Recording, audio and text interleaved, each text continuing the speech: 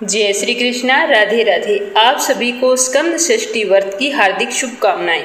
सावन माह के शुक्ल पक्ष की षष्ठी तिथि को स्कंद षष्ठी व्रत रखा जाएगा। साल 2023 में यह व्रत 22 अगस्त मंगलवार को है। स्कंद षष्ठी के दिन भगवान शिव और माता पार्वती के बड़े पुत्र भगवान कार्तिकेय की पूजा विधि विधान से की जाती है। सावन के महीने में शिव परिवार की पूजा करना बहुत ही महत्वपूर्ण माना गया है, क्योंकि यह महीना शिव जी को अति प्रिय है और इसी महीने से लेकर 4 महीने तक सृष्टि का संचालन भगवान शिव जी के हाथों में रहता है। षष्ठी तिथि को महादेव के ज्येष्ठ पुत्र कार्तिकेय का जन्म हुआ था। इस दिन माताएं अपनी संतान की लंबी आयु और मनोकामना पूर्ति के लिए ये व्रत रखती है। स्कंद षष्ठी का व्रत रखें तो इस दिन पूरे शिव परिवार की पूजा की जाती है। इस दिन व्रत रखने से संतान के जीवन में आने वाली हर तरह की परेशानियां दूर हो जाती है। इसके अलावा अगर कोई व्यक्ति सुख समृद्धि समाज में मान प्रतिष्ठा चाहता है तो उन लोगों के लिए यह व्रत बहुत ही फायदेमंद होता है। लेकिन एक बात का आप खास ख्याल रखें, अगर आप स्कंद षष्ठी का व्रत रख रहे हैं तो सुबह जल्दी उठकर स्नान करें। स्नान करने के बाद में व्रत का संकल्प लें। इसके बाद में सबसे पहले सूर्य को अर्घ्य देना चाहिए। बाद में शिव परिवार की पूजा करके तारकासुर के वध की कथा और भगवान शिव पार्वती की कथा और गणेश जी की कथा अवश्य सुननी चाहिए। कथा सुनने के बाद में शिव परिवार को मिठाई का भोग लगाएं और पूजा में और व्रत में होने वाली त्रुटि के लिए भगवान कार्तिकेय से क्षमा मांगे। तो पहले अपने सुनेंगे तारकासुर और पार्वती नंदन कुमार कार्तिकेय की कथा। बोलो शिव गौरी गणेश कार्तिकेय की जय हो। स्कंद पुराण की कथा के अनुसार दक्ष कुमारी देवी सती जब अपने पिता के यज्ञ के हवन कुंड में जल कर सुहा हो गई थी। जब भगवान भोलेनाथ को इस बात का पता चला तो उन्हें बहुत ही गहरा आघात पहुंचा। वो बहुत ही दुखी हुए और पागलों की तरह इधर उधर भटकने लगे। बाद में भगवान शंकर भृंगी और नंदी के साथ हिमालय पर्वत पर घोर तपस्या में लीन हो गए। उधर असुर लोक में उसी समय नमुची के पुत्र तारकासुर ने घोर तपस्या करके ब्रह्मा जी को प्रसन्न किया था। ब्रह्मा जी उसकी तपस्या से बहुत ही प्रसन्न हुए और प्रकट होकर बोले कि वत्स, मैं तुम्हारी तपस्या से बहुत ही प्रसन्न हूँ। तुम जो चाहो वरदान मांगो। तो ब्रह्मा जी की यह बात सुनकर तारकासुर बोला कि हे प्रभु, यदि आप मुझ पर इतना ही प्रसन्न हैं तो मुझे अजर अमर होने का वरदान दीजिए। तारकासुर की बात सुनकर ब्रह्मा जी बोले कि यहाँ पर तुम क्या, कोई भी अमर नहीं हो सकता, क्योंकि इस संसार में जिसने भी जन्म लिया है उसकी मृत्यु अटल है। ब्रह्मा जी के मुख से ये बात सुनने के बाद तारकासुर बोला कि प्रभु, तब तो मुझे आप वरदान दीजिए कि मुझे शिव जी के पुत्र के अलावा कोई भी नहीं मार सके और मैं अजय रहूं। तो यह सुनकर ब्रह्मा जी ने उसे कहा तथास्तु और वहां से अंतर्ध्यान हो गई। तो तारकासुर सोचने लगा कि मैंने ऐसा वरदान इसीलिए मांगा है क्योंकि मैं जानता हूँ कि देवी सती के भस्म हो जाने के बाद शिव जी कभी भी विवाह नहीं करेंगे, और जब वो विवाह नहीं करेंगे तो उनको पुत्र कहाँ से होगा, और पुत्र ही नहीं हुआ तो मेरी मृत्यु कैसे होगी। मैं तो हमेशा अमर ही रहूंगा। वो तो बहुत ही खुश हुआ। इस तरह का वरदान पाकर तारकासुर घमंडी और बलवान हो गया। पाताल लोक और पृथ्वी लोक पर अपना आधिपत्य जमाने के लिए तारकासुर ने देवलोक पर आक्रमण कर दिया, लेकिन देवताओं ने राजा मुचुकुंद का सहारा लेकर तारकासुर को परास्त कर दिया। परंतु तारकासुर बार बार देवलोक पर आक्रमण करता ही रहा और अंत में देवलोक को अपने अधीन कर लिया। तारकासुर के हाथों परास्त होने के बाद देवतागण ब्रह्मलोक पहुँचे और ब्रह्मा जी से बोले कि हे प्रभु, आप तारकासुर से हमारी रक्षा करें। उसने बहुत ही आतंक मचा रखा है।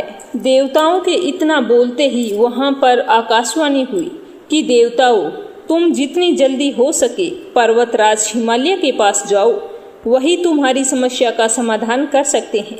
आकाशवाणी सुनकर सभी देवताओं को बहुत ही आश्चर्य हुआ।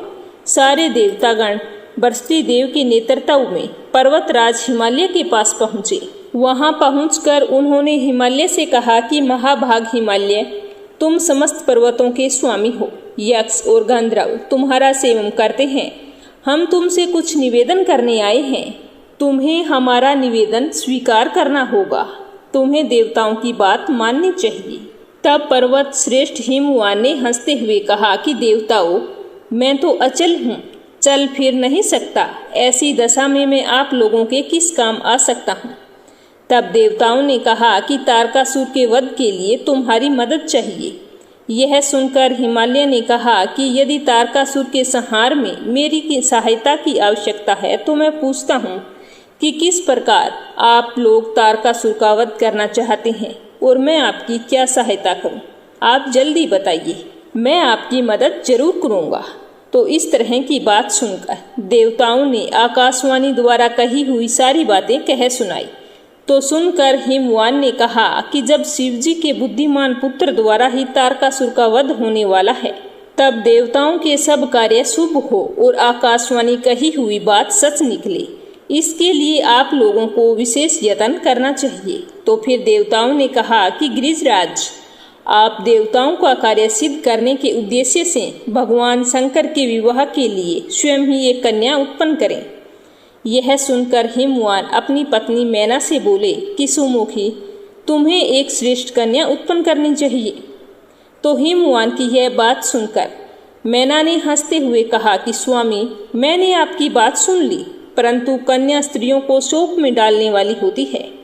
अतः इस विषय में दीर्घ काल तक विचार करके आपको अपनी बुद्धि से जो हितकर प्रतीत हो वही बताएं। तो अपनी प्रियतम मैना की यह बात सुनकर हिमवान ने कहा कि हे देवी, जिस प्रकार से दूसरों के जीवन की रक्षा हो, परोपकारी पुरुषों को यही करना चाहिए। इस प्रकार पति की प्रेरणा पाकर पर्वतों की रानी मैना ने बड़ी प्रसन्नता पूर्वक अपने गर्भ में कन्या को धारण किया। कुछ समय के पश्चात मैना के गर्भ से एक बहुत ही सुंदर कन्या उत्पन्न हुई, जो गिरिजा के नाम से प्रसिद्ध हुई। सबको सुख देने वाली उस देवी के प्रकट होने पर देवताओं के नगाड़े बज उठे, अप्सराएं नृत्य करने लगी, गंधर्वराज गाने तथा सिद्धिचारण स्तुति करने लगे। उस समय देवताओं ने फूलों की बड़ी भारी वर्षा की। संपूर्ण त्रिलोकी में प्रसन्नता छा गई।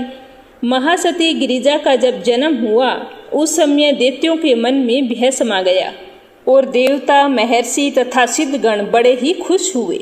उधर जब गिरिजा 8 वर्ष की हो गई, तब एक दिन हिमवान अपनी पुत्री गिरिजा को भगवान शिव से मिलाने के लिए ले गए। भगवान शिव उस समय हिमालय की कंदराओं में अपने पार्षदों से घिरे हुए तपस्या में लीन थे। वहां पहुंचकर हिमवान ने मस्तक झुकाकर शिवजी को प्रणाम किया और बोले कि हे प्रभु, आप मुझे इस कन्या के साथ प्रतिदिन अपने दर्शन करने के लिए आने की आज्ञा दें। परंतु भगवान शिव ने आज्ञा देने से मना कर दिया, लेकिन देवी गिरिजा के बार बार अनुरोध को वो ठुकरा ना सके और प्रतिदिन अपने दर्शन के लिए आने की आज्ञा दे दी। अब हिमवान अपनी पुत्री को लेकर रोजाना शिवजी के दर्शन के लिए आने लगे। इस प्रकार भगवान शिव की उपासना करते हुए पुत्री और पिता का कुछ समय व्यतीत हो गया, परंतु फिर भी देवादिदेव महादेव अपनी तपस्या में ही लीन थे। यह देखकर देवतागण चिंतित हो उठे कि भोलेनाथ तो हिम कुमारी गिरिजा की ओर ध्यान ही नहीं दे रहे, फिर तारकासुर का वध कैसे होगा। इसी व्यथा में देवताओं ने कामदेव को शिवजी की तपस्या भंग करने के उद्देश्य से बुला लिया। इंद्र का कार्य सिद्ध करने वाला कामदेव अपनी पत्नी रति और सखा वसंत के साथ आया और देव सभा में देवराज के सम्मुख उपस्थित हो गया। तब देवराज इंद्र ने कहा कि इस समय देवताओं का कार्य सिद्ध करने के लिए तुम भगवान शंकर पर चढ़ाई करो। तुम कुछ ऐसा करो जिससे भगवान शिव पार्वती के साथ विवाह कर ले। तो इंद्र का आदेश पाते ही कामदेव अपनी पत्नी रति के साथ हिमालय पर्वत पर पहुंच गए। वहां पहुंचकर उन्होंने अपने सम्मोहन का बाण भगवान शिव पर छोड़ दिया। भाग्य से उसी समय देवी गिरिजा उधर से गुजर रही थी, जिसे देखते ही शिवजी उन पर मोहित हो गए और फिर अचानक उन्हें अपने स्तुति का ध्यान आया। आते ही भगवान शिव के नेत्र आश्चर्य से खिल उठे और उन्होंने मन ही मन खेद प्रकट करते हुए कहा कि मैं स्वतंत्र हूँ, निर्विकार हूँ। फिर आज ऐसा क्या हुआ जिससे मैं पार्वती के दर्शन से मोहित हो गया? कहाँ से, किससे और किसने मेरा यह अप्रिय कार्य किया है? शंकर जी ने सब दिशाओं में अपनी दृष्टि दौड़ाई। उसी समय दक्षिण दिशा में कामदेव दिखलाई दिए। यह देखकर भगवान शिव को समझते हुए देर नहीं लगी और उन्होंने क्रोध में आकर कामदेव को अपने तीसरे नेत्र की अग्नि से भस्म कर दिया। कामदेव की पत्नी रति अपने पति को अग्नि में भस्म होता हुआ देखकर बुरी तरह से विलाप करने लगी। इस तरह से रति को रोता हुआ देखकर गिरिजा कुमारी ने उन्हें दिलासा देते हुए कहा कि मैं तुम्हारे पति को वापस दिलवाऊंगी। इसके बाद देवी गिरिजा हिमालय पर ही देवी रति के साथ शिवजी की तपस्या में लीन हो गई। भगवान भोलेनाथ को प्रसन्न करने के लिए मन में उत्तम निष्ठा रखकर पार्वती कड़ी से कड़ी तपस्या आराधना करती रही। पार्वती के उस महान तप से संपूर्ण चराचर जगत में संतप्त होने लगा। तो यह देखकर देवता और असुर सब मिलकर भगवान शंकर के पास गए और समाधि में लीन भगवान शंकर की स्तुति करने लगे। काफी देर तक देवताओं द्वारा स्तुति करने के बाद भगवान शंकर ने आंख खोली और देवताओं से पूछा कि आप सभी मेरे पास क्यों आए हो। तब देवताओं ने कहा कि प्रभु, तारकासुर ने देवताओं को महान कष्ट पहुंचाया है। वह देवताओं का घोर शत्रु है। अतः आपसे हमारी प्रार्थना है कि आप पार्वती जी का पाणी ग्रहण करें। परंतु शिवजी ने देवताओं से यह कहते हुए मना कर दिया कि अगर मैं गिरिजा देवी का वर्ण कर लेता हूँ तो आप सभी एक बार फिर सकाम भाव से युक्त हो जाएंगे और निष्काम भाव से पूर्ण परमार्थ के पथ पर चलने में असमर्थ होंगे। इसीलिए मैंने सबके परमार्थिक कार्य के सिद्धि के लिए कामदेव को वशम किया था। शिवजी के ऐसा कहने पर देवता निराश हो गई। उधर पार्वती देवी बड़ी कठोर तपस्या में लगी हुई थी। उसकी कठोर तपस्या से भगवान शंकर को एक दिन प्रसन्न होना ही पड़ा। इस तरह पार्वती ने अपनी कड़ी तपस्या से भगवान भोलेनाथ को जीत लिया और फिर भगवान शंकर और देवी पार्वती का विवाह संपन्न हुआ। विवाह के कुछ समय बाद देवी पार्वती और भगवान शंकर के संयोग से एक पुत्र उत्पन्न हुआ जिसका नाम कार्तिकेय रखा गया। कुमार कार्तिकेय के जन्म लेते ही देवलोक की अप्सराएं नृत्य करने लगी। सभी देवता प्रसन्न हो गए और फिर सब भगवान शंकर के पास पहुँचे। तब भगवान शंकर ने इंद्रादि देवताओं से कहा कि देवगण, यह बालक बड़ा प्रतापी है। इस समय आपको मेरे पुत्र से कौन सा काम लेना है, मुझे बताओ। तब सभी देवताओं ने भगवान पशुपति से कहा कि भगवान, इस समय संपूर्ण जगत को तारकासुर ने अपने अत्याचार से निराश कर रखा है। इसीलिए आज हम उसे मारने के लिए यहाँ से प्रस्थान करेंगे। सिर्फ कार्तिकेय ही तारकासुर का वध कर सकता है। तो भगवान भोलेनाथ इस बात से सहमत हो गए। भगवान शंकर की अनुमति जानकर वे सभी देवतागण वहां से चल पड़े और शंकर जी के पुत्र कार्तिकेय को आगे करके असुर तारक पर चढ़ गए। इस युद्ध में ब्रह्मा, विष्णु आदि सभी देवता सम्मिलित थे। जब तारकासुर ने देवताओं के आक्रमण की खबर सुनी तो वो भी बड़ी भारी सेना लेकर देवताओं से लोहा लेने के लिए चल दिया। देवताओं ने वहां आती हुई तारकासुर की बड़ी भारी सेना को देखा। उसी समय आकाशवाणी हुई कि देवगण, तुम शंकर जी के पुत्र को आगे करके युद्ध के लिए आगे बढ़ो। संग्राम में दैत्यों को जीतकर निश्चय ही विजयी होवोगे। और यह आकाशवाणी सुनकर सारे देवता युद्ध के लिए उत्सुक हो गए। उसके बाद देवराज इंद्र कुमार कार्तिकेय को हाथी पर बिठाकर आगे आगे चलने लगे। उसके साथ देवताओं की बड़ी भारी सेना थी और लोकपालों ने भी उन्हें चारों तरफ से घेर रखा था। उसी समय युद्ध की इच्छा रखने वाले इंद्र आदि सभी देवता अपनी अपनी सेना के साथ युद्ध में शामिल हो गए। उसके बाद कुमार कार्तिकेय को आगे करके सब देवता पृथ्वी पर उतरे। गंगा और यमुना के बीच अंतर्वेदी में आकर खड़े हुए। तारकासुर के अनुचर भी पाताल से वहां पर आ गए और देवताओं का वध करने के लिए अपनी सेना के साथ युद्ध स्थल में विचरण करने लगे। फिर दोनों सेनाएं मेघ के समान गंभीर स्वर में गर्जना करने लगी। महाबली देवता और असुर एक दूसरे से भिड़ गए। उनमें घमासान युद्ध होने लगा। बाणों की बौछार से वहां का सारा मैदान मुंडों से भर गया। कितने ही धड़ बिना मस्तक के नाच रहे थे। रक्त की नदियां बह चली थी। युद्ध बड़ा भयंकर हो रहा था। थोड़ी देर में देवराज इंद्र और तारकासुर में भयंकर युद्ध शुरू हो गया। इसी तरह सभी देवता और लोकपाल एक दूसरे असुरों से युद्ध करने लगे। उधर तारकासुर ने अपने बड़ी भारी सेना शक्ति चलाकर देवराज इंद्र को घायल कर दिया। वे तुरंत ही ऐरावत हाथी से पृथ्वी पर गिर पड़े और मूर्छित हो गए। और इसी प्रकार अन्य लोकपाल भी महाबली असुरों से पराजित हुए। उस रणभूमि में कितने ही देवताओं को हार का सामना करना पड़ा, कितनों को ही प्राणों से हाथ धोना पड़ा और ना जाने कितने ही युद्ध छोड़कर भाग खड़े हुए। इस प्रकार देव सेना को तहस नहस होता देखकर महातेजस्वी राजा मुचुकुंद तारकासुर से युद्ध करने लगे। उधर इंद्र असुरों से घिरे हुए पृथ्वी पर पड़े हुए थे। उन्हें छोड़कर तारकासुर मुचुकुंद के साथ भिड़ गया। इस प्रकार मुचुकुंद और तारकासुर में बड़ा भारी युद्ध हुआ। मुचुकुंद बड़े बलवान थे। उन्होंने ज्यों ही तारकासुर पर प्रहार किया, तारकासुर की शक्ति से आहत होकर वो भी रणभूमि पर गिर पड़े। गिरने पर भी वे तत्काल उठ खड़े हुए और तारकासुर को मारने के लिए ब्रह्मास्त्र उठाया। तब नारद जी ने कहा कि राजन, तारकासुर मनुष्य के हाथ नहीं मारा जा सकता, अतः उसके ऊपर इस महान अस्त्र का प्रयोग ना करें। भगवान शिव के पुत्र कार्तिकेय ही तारकासुर को मारने में समर्थ हैं, अतः आप लोगों को शांत रहना चाहिए। नारद जी की बात सुनकर सब देवता मुचुकुंद के साथ ही शांत हो गए। तब वीरभद्र ने त्रिशूल से मारकर तारकासुर को भारी आघात पहुंचाया। तारकासुर सहसा पृथ्वी पर गिरा और क्षण भर मूर्छा में डूबा और फिर वापस खड़ा हो गया और शक्ति से वीरभद्र पर प्रहार किया।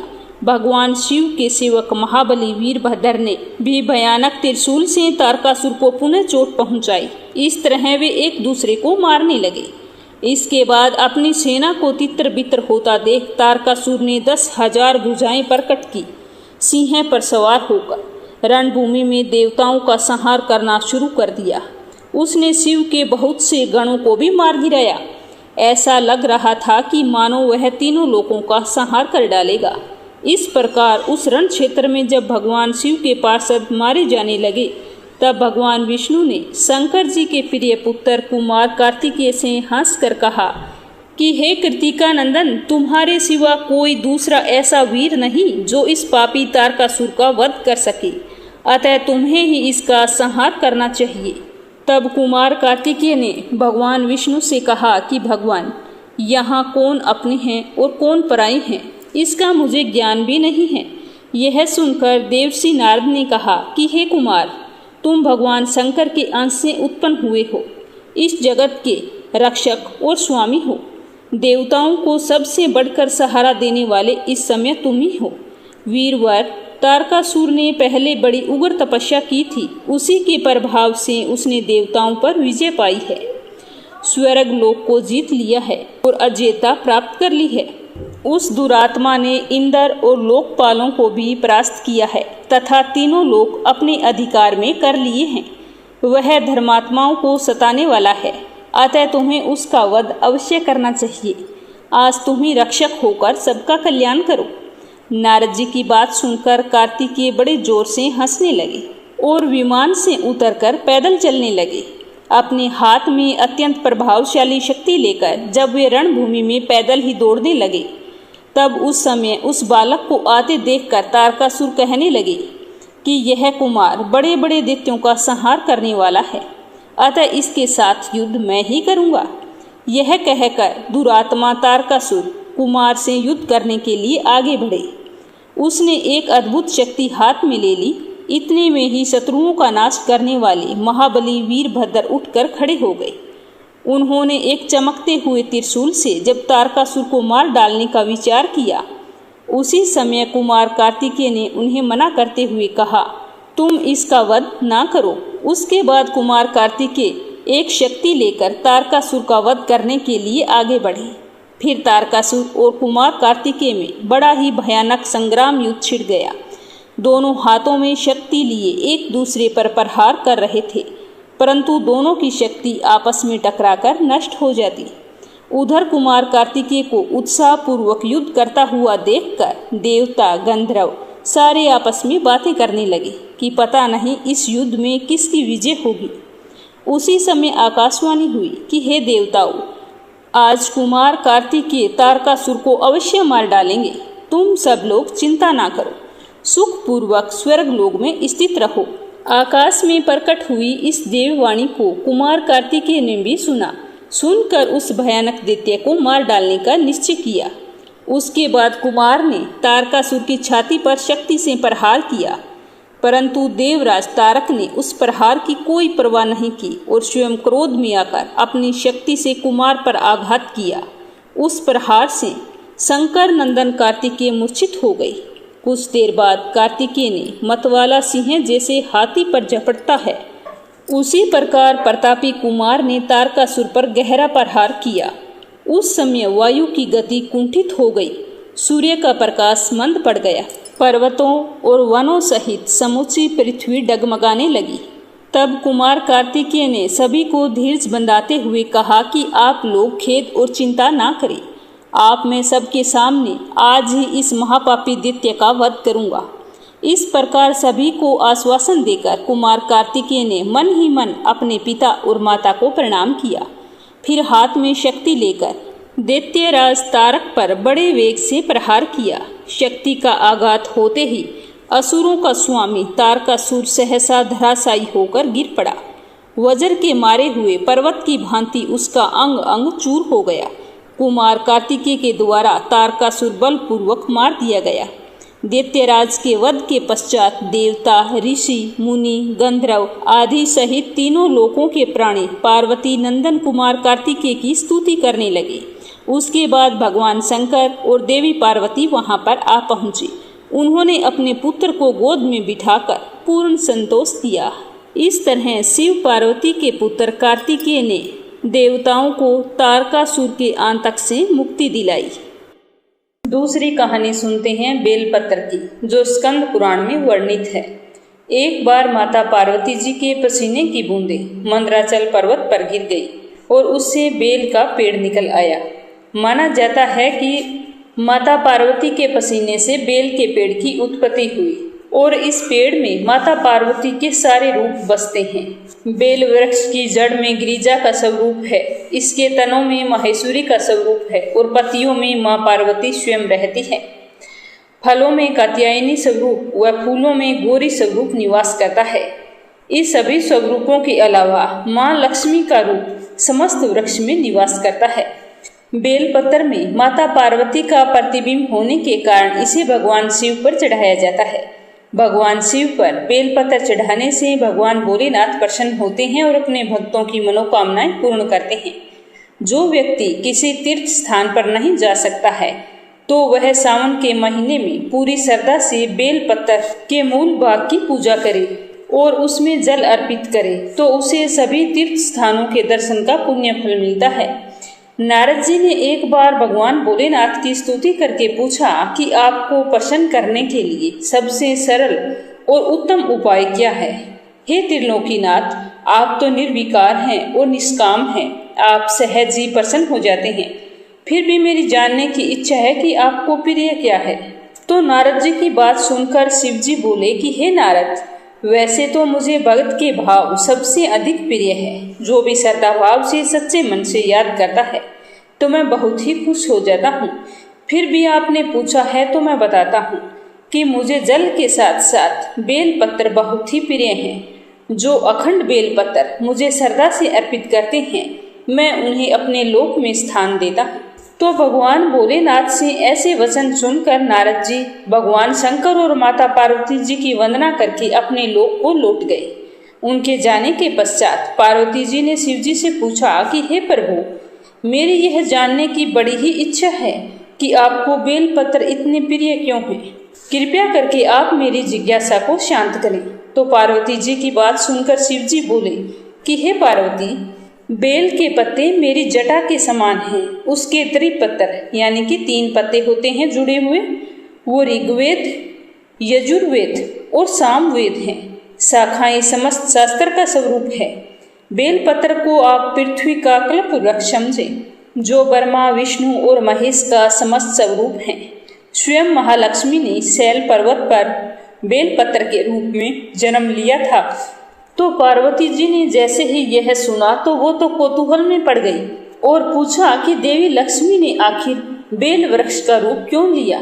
आप यह कथा मुझे विस्तार पूर्वक बताइए। मैं आज सुनने की बहुत ही इच्छुक हूँ। तो भगवान भोलेनाथ ने देवी पार्वती को कथा सुनानी शुरू की और कहा कि हे देवी, सतयुग में ज्योति रूप में मेरे अंश का रामेश्वर लिंग था। ब्रह्मा आदि देवों ने उसका विधिवत पूजन अर्चन किया था। उसके स्वरूप मेरे अनुग्रह से वाग देवी सबकी प्रिय हो गई और वह भगवान विष्णु की प्रिया भी बन गई। वाग देवी मेरे प्रभाव से ही भगवान विष्णु को प्रिय हुई थी, लेकिन यह बात लक्ष्मी जी को नहीं भाई और लक्ष्मी देवी अति चिंतित और दुखी होकर भगवान से रुष्ट होकर परम उत्तम श्रीशैल पर्वत पर चली गई और वहां जाकर उन्होंने मेरे लिंग विग्रह की बहुत ही कड़ी तपस्या शुरू कर दी। इस तरह लक्ष्मी जी तपस्या करते करते कुछ समय बाद मेरे लिंग विग्रह से थोड़ी ही दूरी पर एक वृक्ष का रूप धारण कर लिया और अपने पत्तर और फूलों द्वारा मेरा निरंतर पूजन करने लगी। इस तरह उन्होंने करोड़ों वर्षों तक मेरी आराधना की, अतः मेरा अनुग्रह उन्हें प्राप्त हुआ। तो मैंने प्रसन्न होकर लक्ष्मी जी से वरदान मांगने को कहा। तो लक्ष्मी जी यह सुनकर बहुत ही प्रसन्न हो गई, परंतु लक्ष्मी जी ने मुझे कहा कि जो आपकी वजह से भगवान श्री हरि विष्णु के हृदय में वाग देवी के लिए जो स्नेह हुआ है वह तुरंत समाप्त हो जाए। तो मैंने लक्ष्मी जी की बात सुनकर उन्हें समझाया कि श्री हरि के हृदय में आपके अलावा किसी के लिए प्रेम नहीं है। वाग देवी के प्रति तो उनके मन में श्रद्धा मात्र है, इसके लिए आपको चिंता करने की कोई आवश्यकता नहीं है। तो यह सुनकर लक्ष्मी जी प्रसन्न हो गई और वे पुनः श्री हरि विष्णु के हृदय में स्थित होकर निरंतर उनके साथ विहार करने लगी। हे पार्वती, महालक्ष्मी के हृदय का एक बड़ा विकार इस प्रकार से दूर हुआ था। इसी कारण हरिप्रिया उस वृक्ष रूप में सर्वदा अतिशय भक्ति से भरकर यत्न पूर्वक मेरी पूजा करने लगी। बेलपत्र मुझे इसी कारण बहुत ही प्रिय है। मैं हमेशा बेल वृक्ष का आश्रय लेकर रहता हूँ। बेल वृक्ष को सदा सर्व तीर्थ में और सर्व देव में मानना चाहिए, इसमें कोई संदेह नहीं है। बेलपत्र, बेल फूल, बेल वृक्ष अथवा बेल काष्ठ के चंदन से जो मेरी पूजा करता है वह भक्त मेरा सबसे प्रिय होता है। बेल वृक्ष को शिव के समान ही समझना चाहिए, वह मेरा ही शरीर है। जो बेलपत्र पर चंदन से मेरा नाम लिखकर मुझे अर्पण करता है, मैं उसे सभी पापों से मुक्त करता हूँ और उसकी सारी मनोकामनाएं पूर्ण करता हूँ, जिससे वो समस्त सुखों को भोग कर अंत में मेरे लोक में स्थान प्राप्त करता है। उस व्यक्ति को स्वयं लक्ष्मी जी भी नमस्कार करती है। बेलपत्र की पूजा करने वाला व्यक्ति सदा सर्वदा सुखी रहता है। बोलो गणेश गजानन की जय हो। एक बार की बात है, देवतागण कई विपदाओं से घिरे हुए थे, तो वो मदद मांगने के लिए भगवान शिव के पास आए। उस समय भगवान शिव के साथ कार्तिकेय और गणेश जी भी बैठे हुए थे। देवताओं की सारी समस्या सुनकर शिव जी ने कार्तिकेय और गणेश जी से पूछा कि तुम में से कौन है जो देवताओं के कष्टों का निवारण कर सकता है। तो कार्तिकेय बोला कि मैं कर सकता हूँ। गणेश जी ने कहा कि मैं भी कर सकता हूँ। दोनों ने अपने आप को इस कार्य के लिए सक्षम बताया। तो भगवान शिव ने सोचा कि इन दोनों में से एक का चुनाव कैसे करूं। एक की पक्ष लूंगा तो दूसरा नाराज हो जाएगा। इस तरह से सोच विचार करते हुए भगवान शिव ने कहा कि मैं तुम दोनों की परीक्षा लूंगा। तुम दोनों में से जो भी परीक्षा में उत्तीर्ण होगा उसे ही देवताओं के साथ मदद के लिए भेजा जाएगा।